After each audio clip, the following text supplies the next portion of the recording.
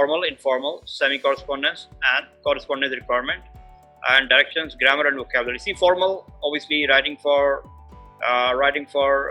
personal purposes to engage with government bodies, organizations, employers, business that you did not know, like any business you don't know. And then we got informal, with your friends or even colleagues or relatives. That's informal. And semi-formal is you could be a teacher, could be a boss, a manager, or colleague. Like you are working in that company, you know them, obviously. So you will not be like that formal. You will be like kind of half formal, half informal. Even like I'm a teacher, you know me, and if you write me a letter, that would be semi-formal because you know me for a while and I'm your teacher. So when you write to someone new, you are writing to a new teacher. Like if you wouldn't be knowing me, that I'm the CEO of British School of English, and you're writing me a letter, that would be formal because you did not know. But now you know me, I'm your teacher. That's like semi-formal. Okay. And then grammar and vocabulary, spelling, word choice, that's like very important. High scoring types, sentence and vocabulary variety, right in your own words, right? But they should not have a feeling that you mugged it up or you just like, learned it by heart, some letters. Some people, what they do, they like do a guess. They have like, okay, these like 10, 12, 15 letters there could be anything from these letters. So they just like mug up, we say, and they just try to write them if that same letter is coming. So obviously if you're writing, they are experts in checking. If you have used your own words or if you have like, mugged it up or if you learned it by heart, they will know it. Okay.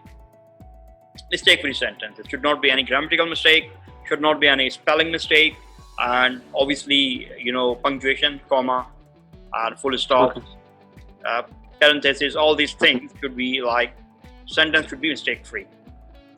Okay. And then you got time management, very essential. And time management, you have to practice.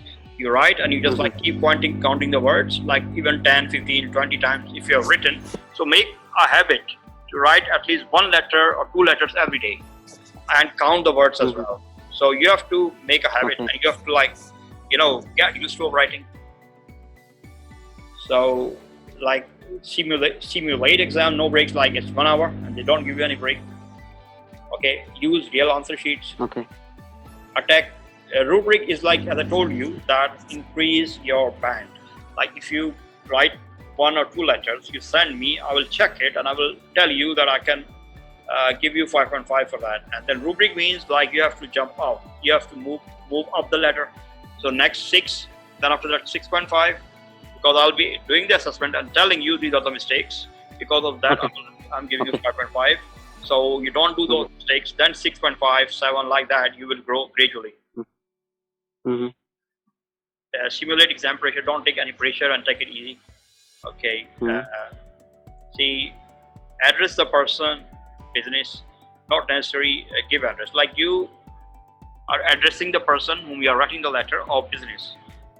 Not necessarily give address. You don't need to write their address. Like once you have like addressing them, sir, dear madam. So obviously address would be there on that envelope when you like post it.